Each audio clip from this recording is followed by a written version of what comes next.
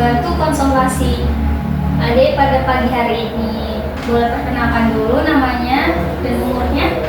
Saya Amanda Bu, umur saya 17 tahun. Oke, terima kasih ya sudah datang hari ini. Di sini kita ngobrol santai saja, tidak usah tegang ya. Di sini kita ngobrol seperti biasa saja.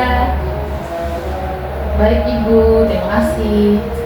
Baik, gimana kabarnya hari ini? Saya sebenarnya baik sih Bu untuk hari ini. Tapi akhir-akhir ini saya merasa nggak enak Bu badan saya. Oh iya, kok bisa begitu? Boleh diceritakan lebih lanjut? Amanda tidak perlu khawatir. Saya di sini siap mendengarkan dan membantu Amanda. Baik Ibu, jadi gini Bu, saya sering merasa lemas, cepat capek, kadang juga saya merasa pusing Bu. Baik, terima kasih sudah mau cerita ya. Jadi Amanda merasa lemas, capek, lelah, dan sering pusing ya? Iya Bu. Kalau kondisi seperti itu memang pasti tidak nyaman. Apalagi kalau sampai mengganggu aktivitas sehari-hari Amanda. Iya Bu, jadi cepat capek, kadang jadi malas untuk beraktivitas Bu. Baik, saya mau tanya sedikit ya, lebih detail supaya kita bisa memahami kondisi Amanda dengan lebih jelas. Boleh Bu. Kalau rasa lemas dan pusing itu biasanya muncul kapan? Biasanya Bu dari pagi sudah terasa Bu, tapi kadang baru bangun saja sudah langsung lemas saya Bu. Oh begitu ya Amanda. Kalau siang atau sore apakah masih terasa? Iya Bu, masih terasa, bahkan jauh lebih capek lagi Bu. Oh gitu ya. Kalau Amanda berdiri secara tiba-tiba pernah nggak merasa berkunang-kunang atau kayak mau jatuh gitu? Iya Bu, saya sering banget ngerasain seperti itu Bu. Kalau jantung Amanda pernah berdebar nggak? Iya Bu, kadang-kadang terasa berdebar-debar Bu. Kalau sesak napas pernah juga nggak dirasakan? Pernah Bu, saya sering sesak napas kalau jalan agak jauh Bu. Oh baik. Kalau dari wajah atau kulit Amanda pernah nggak ada yang bilang kok makin pucat gitu-gitu? Iya Bu, teman-teman saya sering bilang ke saya, kenapa wajahmu pucat gitu Bu. Oh jadi gitu. Sekarang saya ingin tahu pola makan Amanda dalam sehari-harinya kayak mana? Kadang saya makan 2 kali, kadang saya makan 3 kali dalam sehari, nggak nentu Bu. Baik. Kalau untuk lauknya biasanya gimana Pak?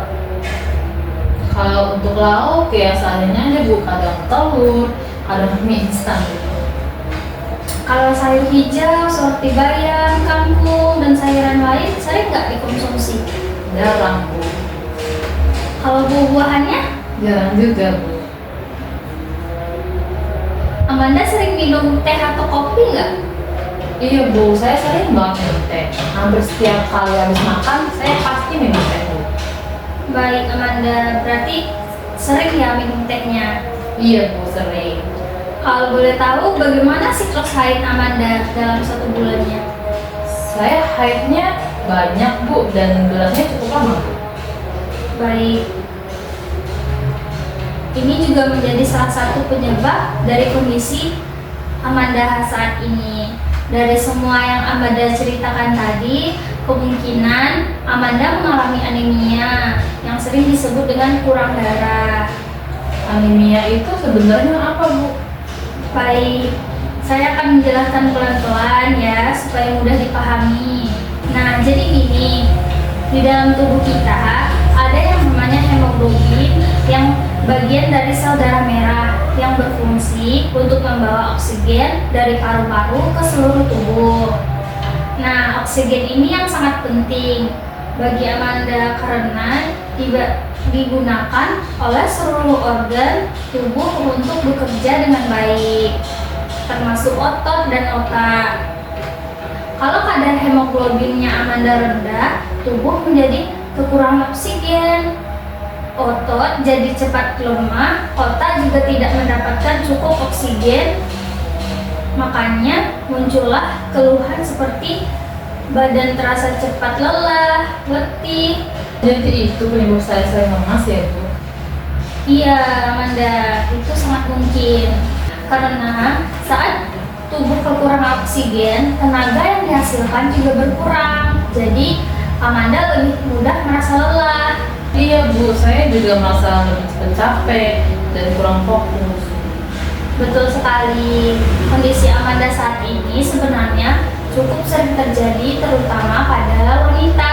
Hal ini bisa disebabkan oleh beberapa faktor seperti pola makan kurang bergizi, kurangnya asupan zat besi dari makanan, kebiasaannya yang menghambat penyerapan zat besi.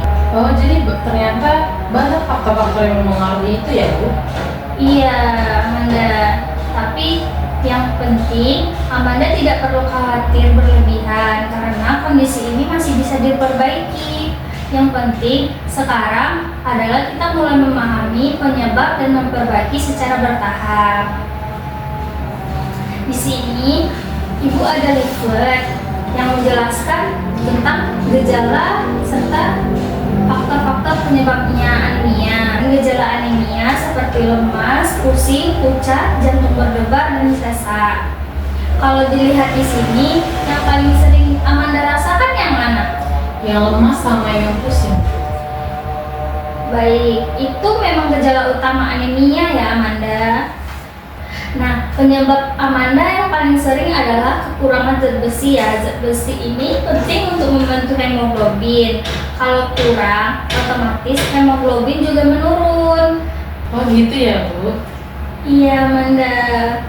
Kalau anemia dibiarkan, tubuh Amanda makin lemah, sulit konsentrasi, aktivitas Amanda juga terganggu. Oh iya Bu, saya seringkali merasakan hal seperti itu. Tapi Amanda tenang saja, ini masih bisa diperbaiki kok. Yang penting Amanda mulai dari sekarang. Baik Ibu. Menurut Amanda, dari sejauh ini, mana yang paling mudah untuk Amanda mulai dahulu? Mungkin saya akan mencoba dari memperbaiki makanan Bu.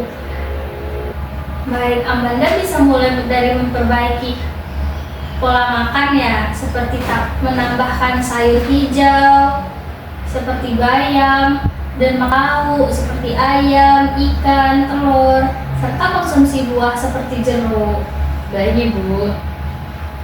Supaya tidak terasa berat, Amanda tidak perlu langsung mengubah semuanya sekaligus.